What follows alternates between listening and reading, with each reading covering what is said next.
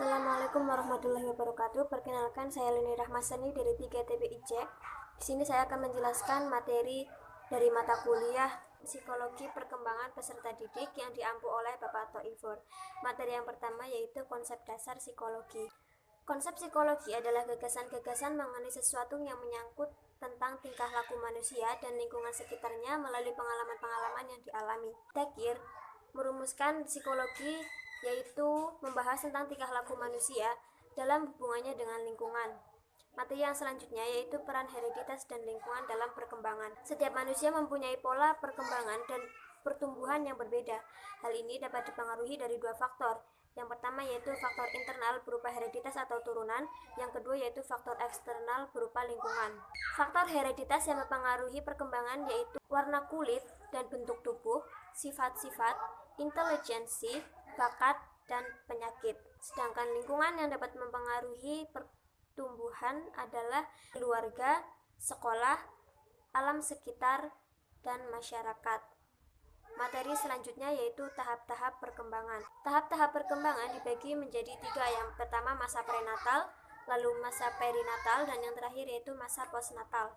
Masa prenatal adalah masa di mana manusia mengalami perkembangan untuk pertama kalinya yang terjadi ketika kita berada di dalam kandungan ibu. Lalu masa perinatal atau masa perilahir merupakan periode yang muncul sekitar pada waktu kelahiran 5 bulan sebelumnya dan 1 bulan sesudahnya. Masa postnatal adalah masa sesudah kelahiran atau masa di mana bayi sudah keluar dari dalam kandungan. Materi selanjutnya yaitu teori-teori perkembangan. Teori yang pertama, teori psikoanalisis. Psikoanalisis adalah salah satu cabang ilmu yang dikembangkan oleh Sigmund Freud dan para pengikutnya sebagai kajian fungsi dan perilaku psikologis manusia. Freud membagi perkembangan kepribadian menjadi 5 tahapan. Yang pertama yaitu fase oral, antara usia 0 sampai dengan 1 tahun. Pada fase ini, daerah erogen yang paling penting dan peka adalah mulut, yakni berkaitan dengan pemuasan kebutuhan dasar akan makanan atau air. Fase yang kedua, fase anal yang terjadi antara 1 sampai 2 tahun. Fase ini dimulai dari tahun kedua sampai tahun ketiga dari kehidupan. Selanjutnya itu fase valis antara usia 2 sampai dengan 5 tahun.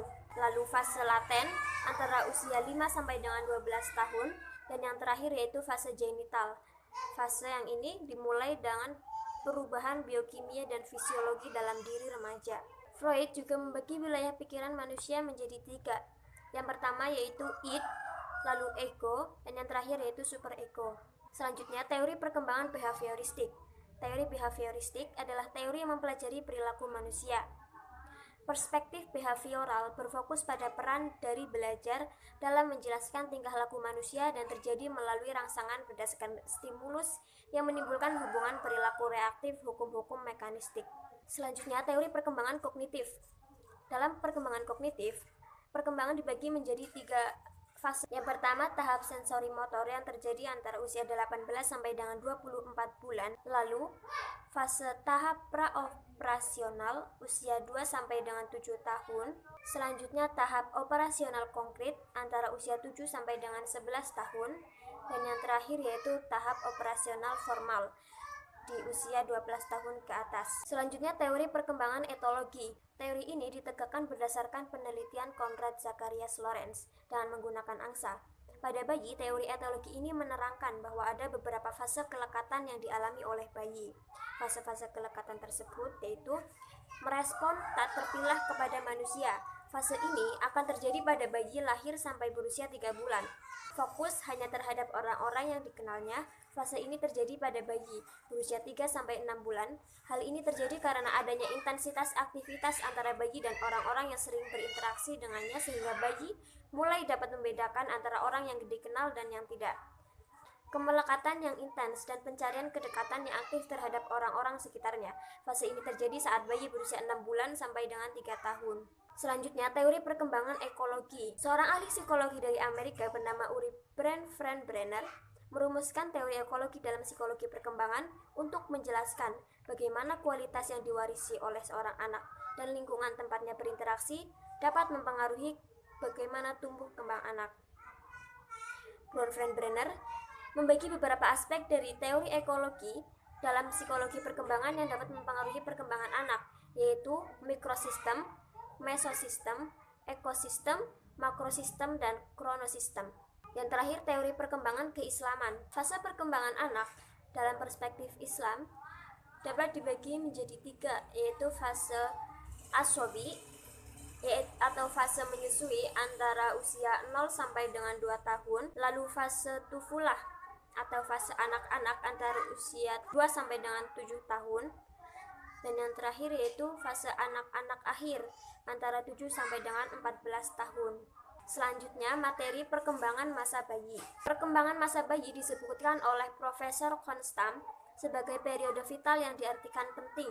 Tahap-tahap perkembangan bicara bayi dapat dibagi ke dalam 5 tahap. Yang pertama yaitu tahap refleks vokalisasi yang berlangsung selama 2 minggu. Tangis bayi masih berupa suara refleks dan belum dapat membedakan meski rangsang berbeda. Lalu babbling atau meraban membuat berbagai bunyi yang berlangsung pada usia 2 minggu sampai 3 bulan. Lalu laling terjadi ketika kontak dengan orang lain di sekitarnya, misal ketika ditimang mengeluarkan reaksi-reaksi tertentu. Lalu ekolia, di mana anak mulai menirukan ucapan orang lain yang ada di sekitarnya. Dan yang terakhir itu true speech, yaitu berbicara sudah sesuai antara apa yang dikehendaki anak dengan benda atau hal-hal yang diinginkan oleh anak. Materi selanjutnya, perkembangan masa anak. Tahapan perkembangan anak. Yang pertama, usia 1 sampai dengan 2 tahun. Di masa ini anak-anak mulai sadar akan perilaku mereka sendiri dan orang-orang di sekitarnya. Lalu usia 2 sampai 3,5 tahun, anak-anak mulai mengalami perubahan besar pada kemampuan sosial, intelektual, dan emosionalnya. Lalu usia 3,5 sampai dengan 5 tahun, pada usia ini mereka mulai berinteraksi dengan anak-anak lainnya dan guru di sekolah. Pada usia 5 sampai 8 tahun, di tahap ini, anak mulai bisa memakai baju sendiri, senang bermain dengan teman-temannya, dan memiliki rasa ingin tahu yang lebih tinggi. Materi selanjutnya, perkembangan masa remaja. Menurut Rice, masa remaja adalah masa peralihan ketika individu tumbuh dari masa anak-anak menjadi individu yang lebih memiliki kematangan. Masa remaja dibagi ke dalam 2 periode. Periode pertama yaitu remaja madya. Tahap ini berusia antara 13 sampai dengan 15 tahun.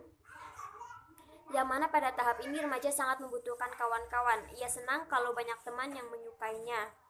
Lalu remaja akhir antara usia 16 sampai dengan 19 tahun adalah masa konsolidasi menuju periode dewasa dan ditandai dengan pencapaian 5 hal di bawah ini. Yang pertama, minat yang makin mantap terhadap fungsi-fungsi intelek.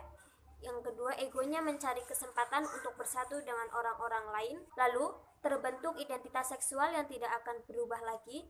Yang keempat, egosentrisme diganti dengan keseimbangan antara kepentingan diri sendiri dengan orang lain. Dan yang terakhir yaitu tumbuh dinding yang memisahkan diri pribadinya dan masyarakat umum. Materi selanjutnya yaitu tugas-tugas perkembangan masa bayi dan anak. Tugas-tugas perkembangan pada usia bayi dan anak-anak secara umum adalah sebagai berikut. Yang pertama, belajar berjalan, belajar memakan makanan padat, belajar berbicara, belajar buang air kecil dan buang air besar, belajar mengenal perbedaan jenis kelamin, mencapai kestabilan jasmaniah fisiologi, membentuk konsep-konsep pengertian sederhana kenyataan sosial dan alam, belajar mengadakan hubungan emosional dengan orang-orang di sekitarnya, belajar mengadakan hubungan baik dan buruk, yang berarti mengembangkan kata hati. Materi selanjutnya yaitu tugas-tugas perkembangan masa remaja. Tugas perkembangan remaja dalam masa remaja menurut Kimmel dapat dipisahkan ke dalam 3 tahap secara berurutan, yaitu yang pertama, tahap remaja awal, di mana tugas-tugas perkembangan yang harus diselesaikan adalah penerimaan terhadap keadaan fisiknya dan menggunakan tubuhnya secara lebih efektif. Yang kedua, tahap remaja madya, di mana tugas-tugas perkembangan yang harus diselesaikan dalam tahap ini adalah mencapai kemandirian dan otonomi dari orang tua, terlibat dalam perluasan hubungan dengan kelompok baya, dan mencapai kapasitas keintiman hubungan pertemanan, dan belajar mengenai hubungan heteroseksual, pacaran, dan masalah seksual. Lalu yang ketiga yaitu tahap remaja akhir, di mana tugas perkembangan utama bagi individu dalam mencapai kemandirian seperti yang dicapai pada remaja madya, namun berfokus pada persiapan diri untuk benar-benar terlepas dari orang tua, membentuk pribadi yang bertanggung jawab, mempersiapkan karir ekonomi, dan membentuk ideologi pribadi yang di dalamnya juga meliputi penerimaan terhadap nilai dan sistem etik. Materi selanjutnya, abnormalitas perkembangan. Keadaan normal sehat ialah suatu keadaan berupa kesejahteraan fisik, mental, dan sosial secara penuh dan bukan semata-mata absennya penyakit atau lemah tertentu. Abnormalitas yang pertama yaitu tunalaras. Tunalaras adalah individu yang mengalami hambatan dalam mengendalikan emosi dan kontrol sosial. Individu tunalaras biasanya menunjukkan perilaku menyimpang yang tidak sesuai dengan norma dan aturan yang berlaku di sekitarnya. Anak tunalaras sering juga disebut anak tunasosial karena tingkah laku anak ini menunjukkan penentangan terhadap norma-norma sosial masyarakat. Lalu, tunarungu. Istilah tunarungu berasal dari kata tuna atau kurang dan rungu yang berarti pendengaran. Tunarungu adalah suatu kondisi seseorang yang mengalami kekurangan atau kehilangan pendengarannya, sehingga tidak mampu menangkap rangsangan berupa bunyi, suara, rangsangan lain melalui pendengarannya. Lalu tunagrahita. Tunagrahita adalah istilah dalam Indonesia yang menggambarkan seseorang dalam keterbatasan intelektual atau intellectual disability. Dilansir dari Special Olympics, tunagrahita atau keterbatasan intelektual adalah istilah yang digunakan ketika seseorang memiliki keterbatasan tertentu dalam fungsi dan keterampilan kognitif, termasuk komunikasi, keterampilan sosial, dan perawatan diri. Lalu tunadaksa. Istilah tunadaksa berasal dari kata tuna yang berarti rugi, lalu daksa yang berarti tubuh, sehingga tunadaksa merupakan sebutan khusus bagi orang-orang yang memiliki kelainan fisik, khususnya anggota badan seperti kaki, tangan, atau bentuk tubuh lain. Lalu yang terakhir yaitu tunanetra. Tunanetra adalah individu yang memiliki hambatan dalam penglihatan. Tunanetra dapat diklasifikasikan ke dalam dua golongan, yaitu buta total dan low vision. Tunanetra adalah mereka yang tidak memiliki penglihatan sama sekali atau buta total, hingga mereka masih memiliki sisa penglihatan tapi tidak mampu menggunakan penglihatannya untuk membaca tulisan biasa berukuran 12 poin dalam keadaan cahaya normal meskipun dibantu dengan kacamata. Sekian penjelasan dari saya. Wassalamualaikum warahmatullahi wabarakatuh.